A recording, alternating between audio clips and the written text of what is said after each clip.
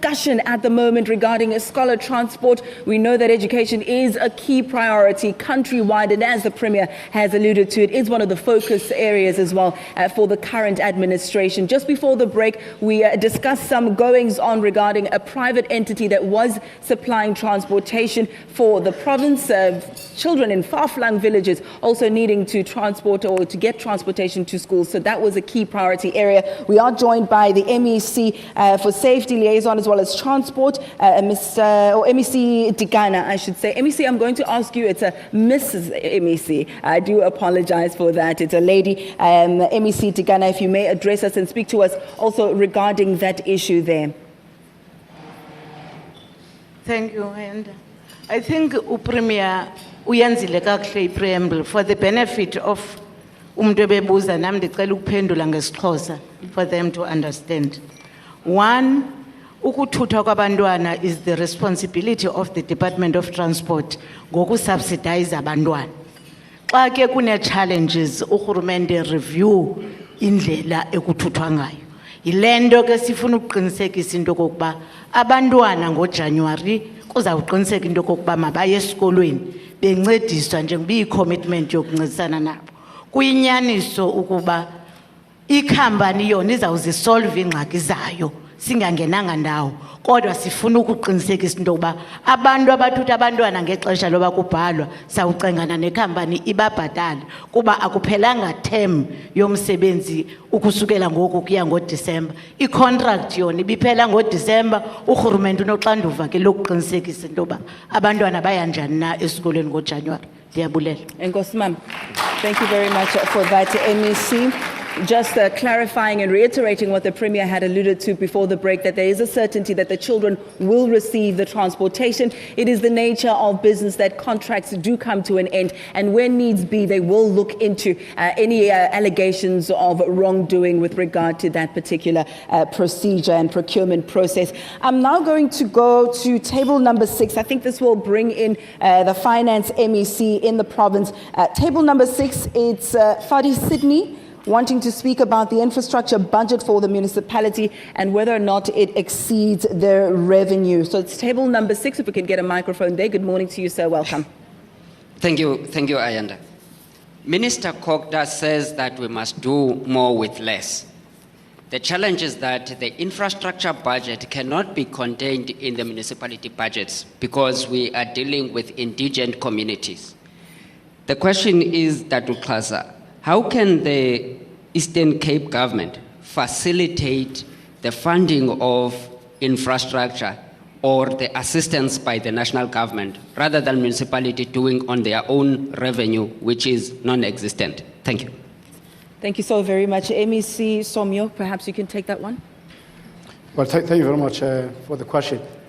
In the first instance, municipalities are provided through the national fiscus in terms of infrastructure, what is termed the MIG grant.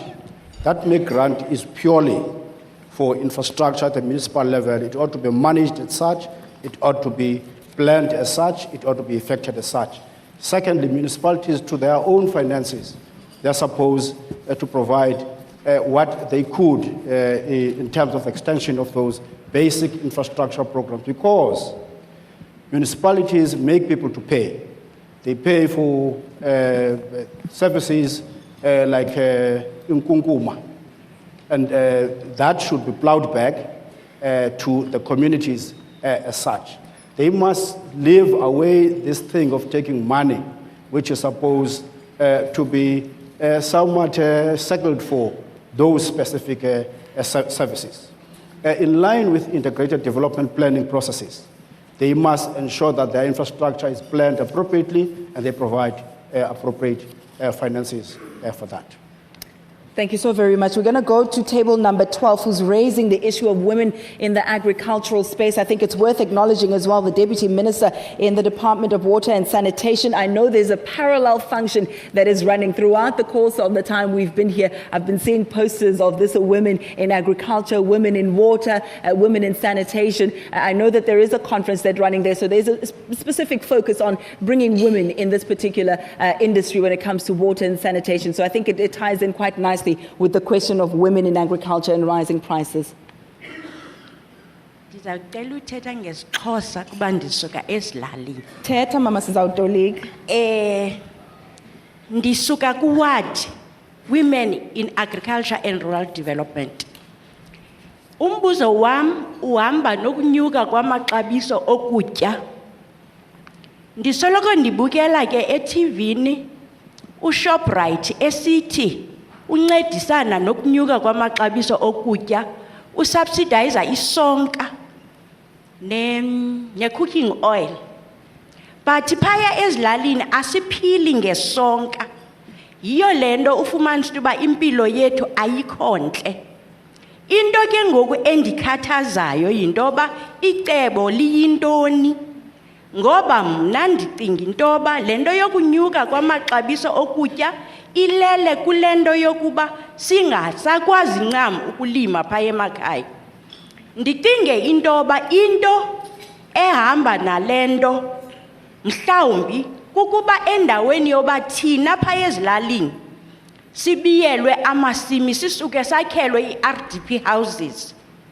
Okwesibini amakhosi ethu ayekile kutandwa imihlaba uhalala ufumanise intoba inkomo ngokazizukwazi ukutya kutandwe emadlelweni kukwimizi.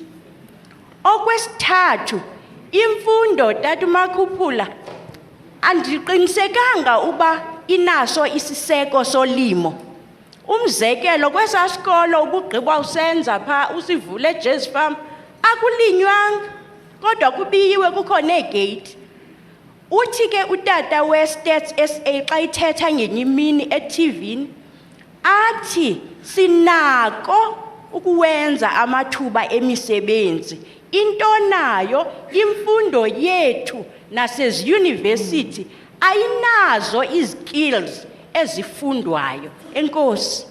Enkosi mama, quite a lot, mainly focusing on the plight of people living in rural areas on the outskirts there, saying there is not a lot of development there. Some suggestions perhaps that you could build RDP houses there, you could help subsidize farming, subsistence farming as well as farming to sell the produce there, saying that there are no benefits that they derive from the likes of ShopRite that are giving away bread and cooking oil at half prices, that they don't receive those benefits. But the crux of the matter are people in rural areas and how they've been sidelined or forgotten in the country. It's also a multi-pronged approach. I know we have the MEC for social development with us as well, MEC Sishwayi. Perhaps you could speak to us about the issue of developing the people in the far-flung areas as well as education. Umama touched on the fact that the statistician general spoke about there being career opportunities but not enough skills. How are we skilling people in rural areas? How are we providing for them to participate in the economy? How are we perhaps giving them housing? How are we improving their lives in general? Thank you very much, Ayanda. The program of ensuring that rural areas are considered in all respects, that program is on as we speak now. Okay, MEC, I'm going to ask you to just swap the mic. I think we're having a problem with that one. You were just talking about a program that's on to ensure that people in rural areas are also developed. Thank you very much. Oh, thank you. I couldn't hear myself. In rural areas, there's a very clear program of ensuring that the indigenous knowledge of food gardening comes back to the people.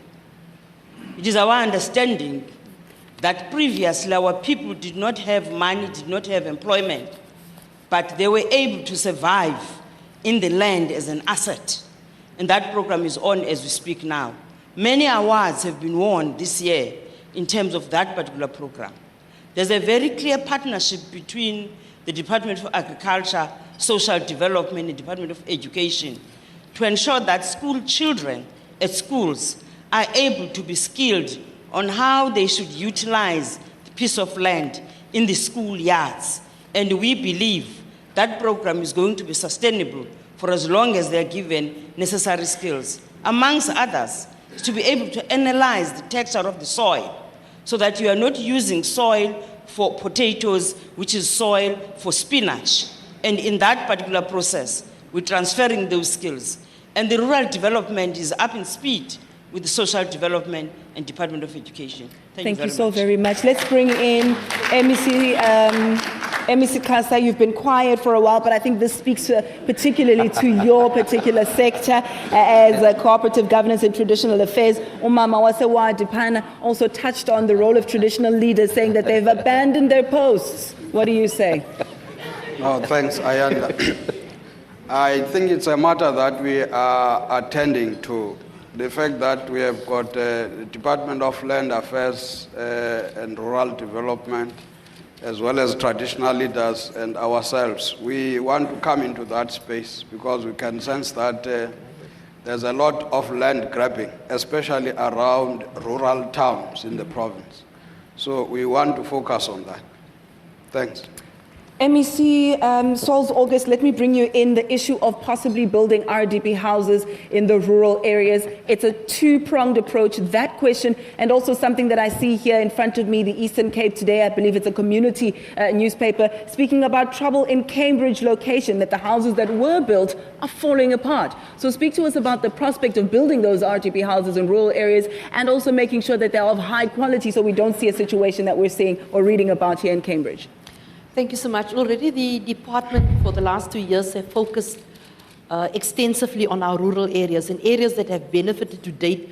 If you go and look at Mbizana and Dimfi, Ludiki, if you go to the OR Tambo in Ngaleni, what we are building in those areas, if you go to Ngobo, to Tsomo, to Elliodale, those are the footprints of the Department of Human Settlement in the Eastern Cape. Currently, we are already planning for the outer financial years, 25,000 units in the Eastern Cape, in the rural areas. If you look at the stats, the majority of our people in the Eastern Cape do not stay in the urban areas. What you have in the urban areas is informal, but in the rural areas you have mud structures. And through the department's program of the destitute, we are also assisting people in those fallen out mud structures, specifically the aged that have been left and abandoned by their children in those areas. We are intervening through those programs to make sure that our rural areas and the footprint in the rural areas have changed. We are also giving water tanks. We are also ensuring in working with the Department of Agriculture that each of those housing units that we hand over, it becomes a footprint, it becomes a nucleus for food security, ensuring that each and every person there will, at the end of the day, will build a food garden to sustain themselves in those areas. So it's not just the house, we are looking broader than those issues. Coming to the issue of the rectification, yes, we have a backlog in the province with shoddy workmanship that was done prior 1994, the houses that were given to our people, as well as in the early parts of the 90s when the norms and standards were not duly enforced by those in the construction industry. We have a program where we are rectifying those units. We have no units since the enrollment of each and every contractor was enforced in 2008 with the National Housing Building Regulatory Forum. We have no rectification that is done after 2008. It is all those that are prior 1994 and those that are between 1994 and 2000, and we are clearly dealing systematically with those issues. We are calling upon the municipalities to take action against those contractors where the contractors have built shoddy workmanship. They have a contractual obligation to ensure that action is taken. Those contractors are blacklisted and they are taken up to court to ensure that they get their money back. We are committed to assist them where they have signed those contractual obligations with those contractors. Thank you so much, MEC. Mr. Premier? There's a point that I agree with. In this question, umama ubuzayo pha. In fact, andicinga uba ngumbuzo ofuna a very straightforward answer, a very simple answer. It's an argumentative question, and we should ask ourselves, should we be building rural houses in the rural spaces, or should we be promoting rural development in the sense that we invest abantu bakwazi ukuncediswa nge-implements balime so that there is some activity taking place there? I think the question raised is actually probing on where do we place emphasis between these competing priorities. Just before, another contributor here was talking to the role of arts and culture, and we all agreed that it's underfunded. I can dare say that it is choosing between these competing priorities, where do you place emphasis? Mnandi kunye nawe mama, I would rather we have more people working emhlabeni kunoba sibakhele izindlu.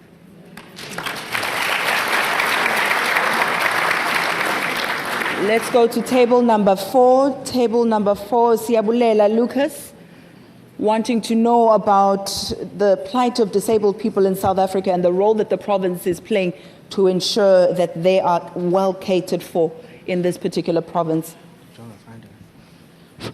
Thank you, Ayanda. Before I pose my question, I would like to commend the strides that Premier has played in actually placing our organization, the disabled sector, back in the department of the Premier in the province.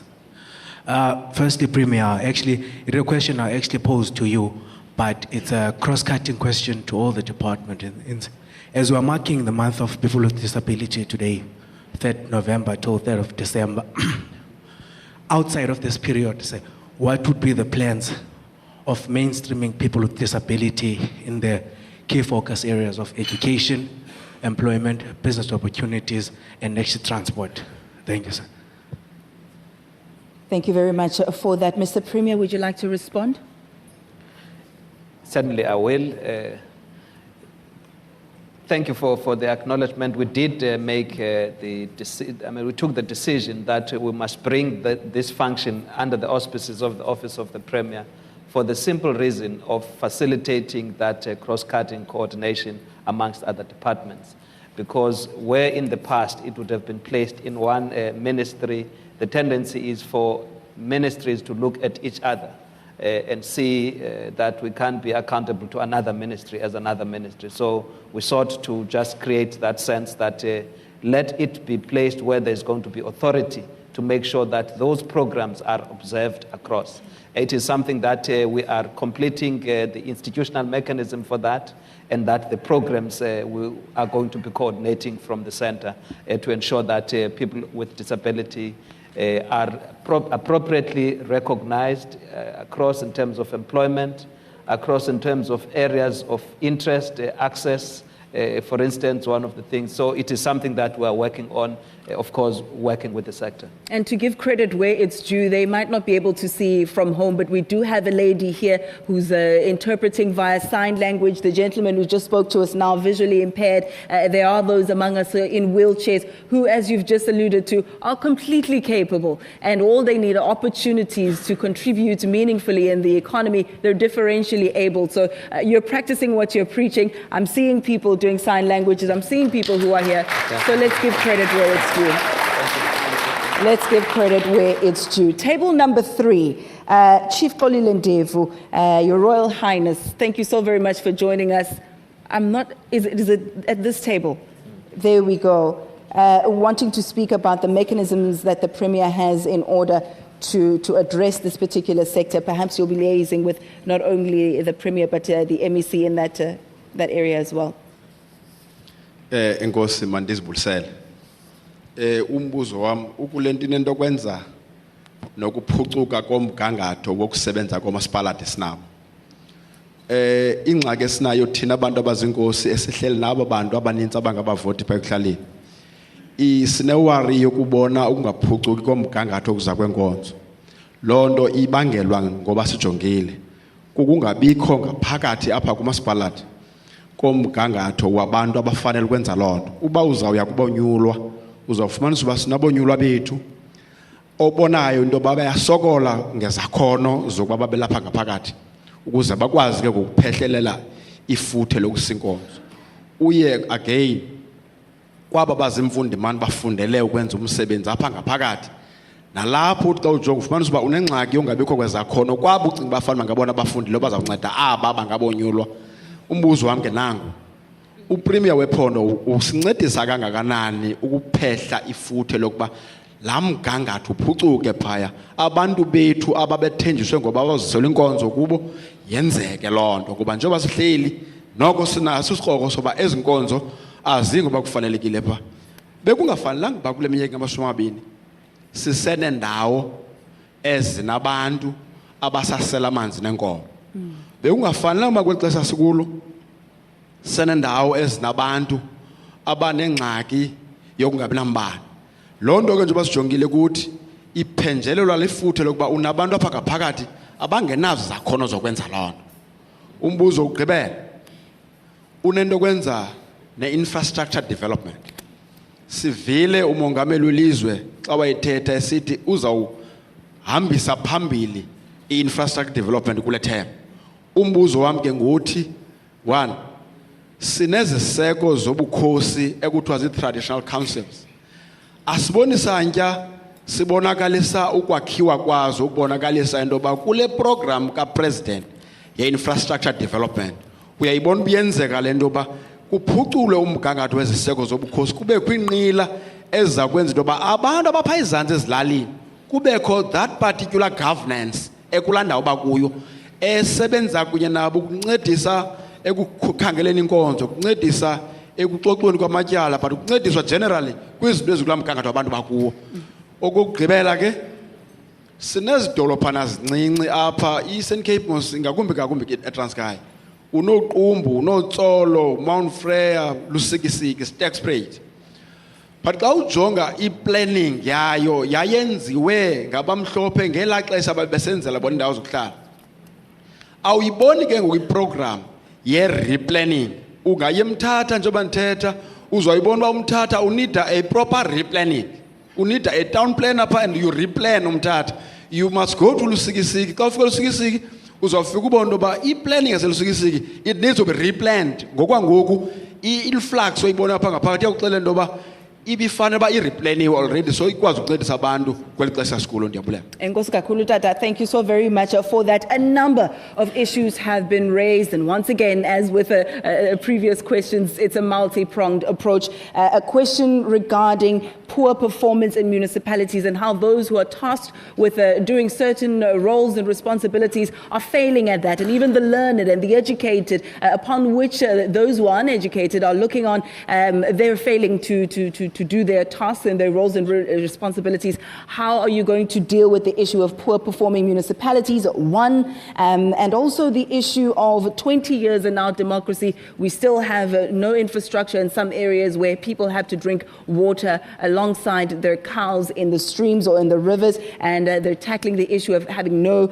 electricity where they are. That's another issue that was raised. The third issue, how to involve traditional leaders in infrastructure development. He touched on how even President Jacob Zuma highlighted infrastructure development as a priority in the country. How do we involve traditional leaders, and also replanning of what the apartheid regime had constructed in terms of the areas such as Umtata? Is there a process of replanning? So pick one and answer, and then we'll just move down.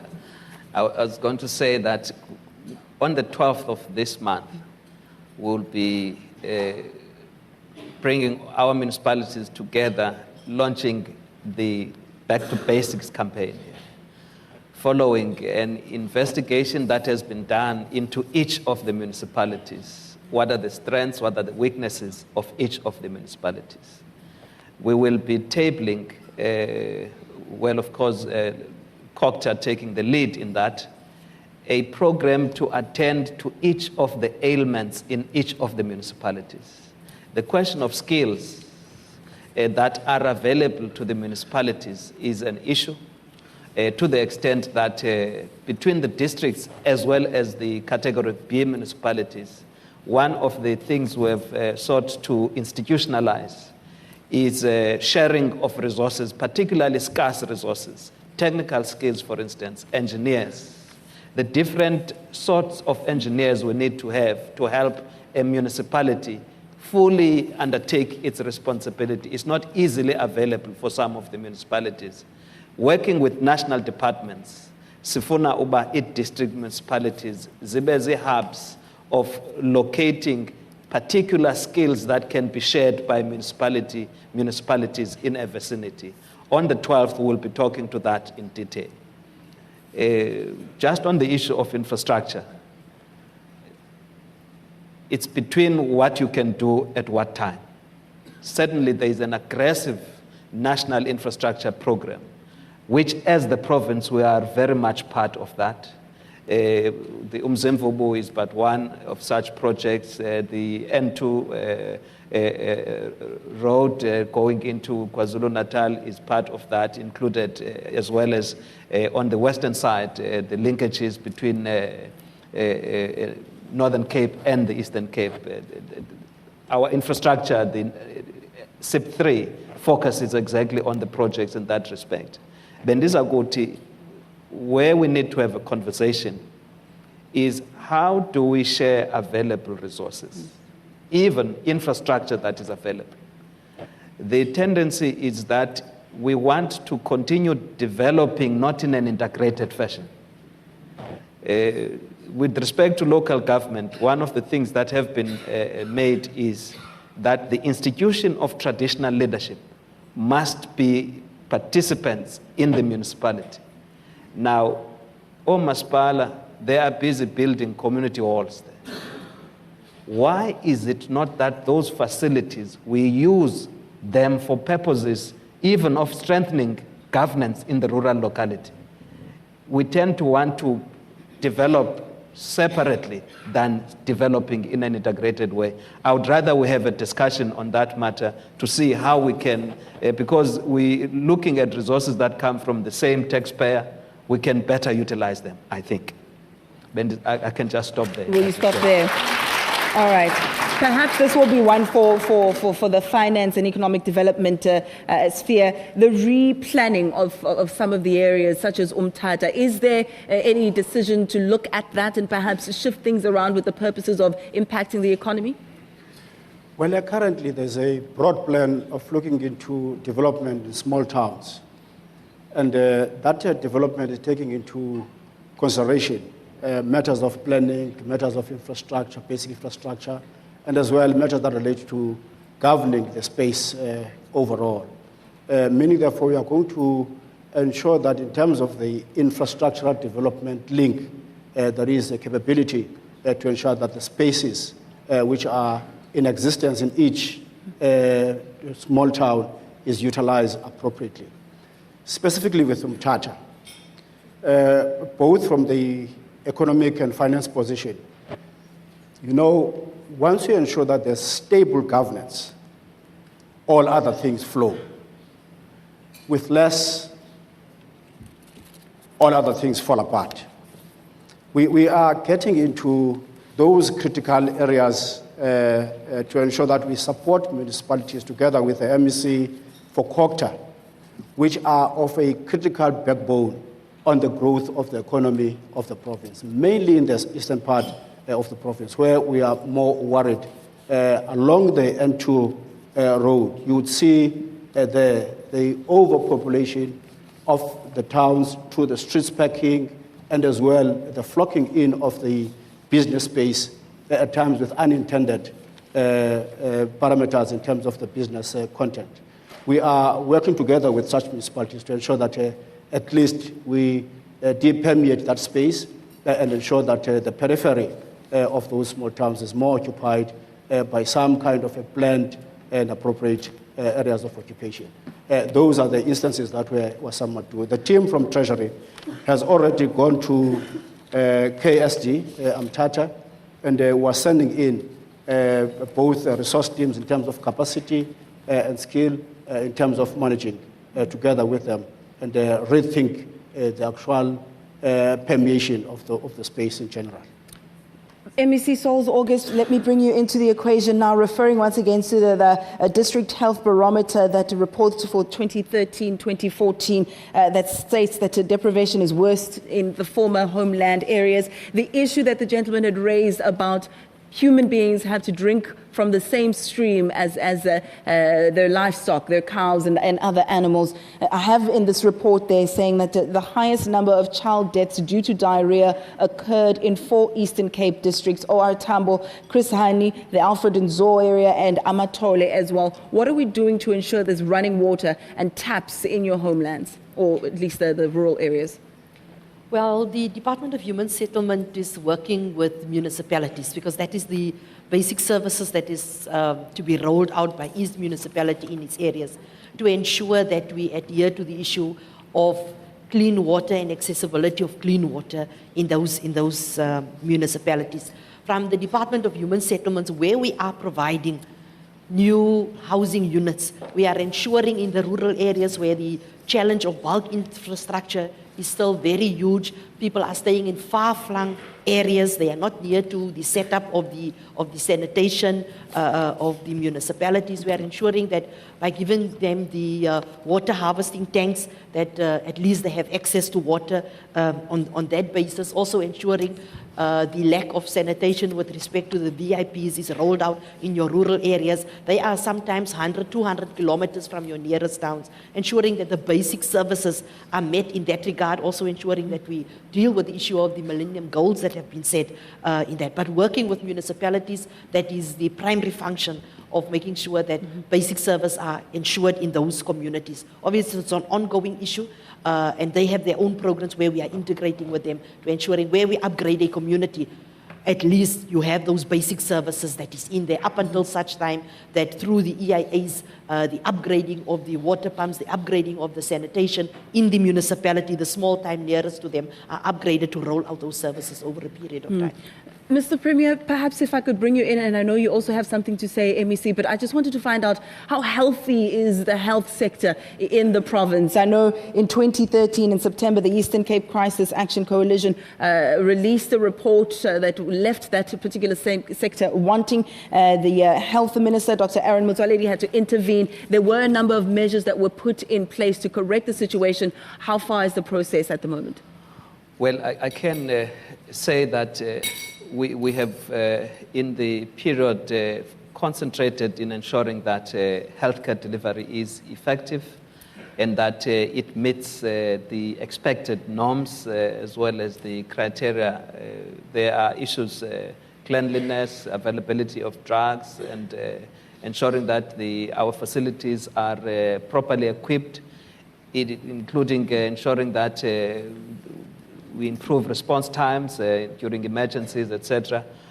We have ongoing work in respect of that, to the extent that where we used to have many crises from place to place, it has reasonably been reduced. We're rolling out availing infrastructure for our facilities, particularly equipment, medical equipment, etc. We do even have areas that I can say in the area here, we do even far better than the private sector in terms of just the equipment that is available in our facilities. So it is work that is ongoing to improve that. Just with respect to water, I may just add that working with the National Department of Water and Sanitation, a number of regional bulk water schemes are being opened, and we're drawing water from some of our regional bulk water schemes here to ensure that there is availability and accessibility of water in our rural areas. Just one instance that has been brought to my attention, in the area of Mthatha and Mkanduli. We've got that Mthatha dam there, and we're providing water for all those in the 50-kilometer radius to that water dam there.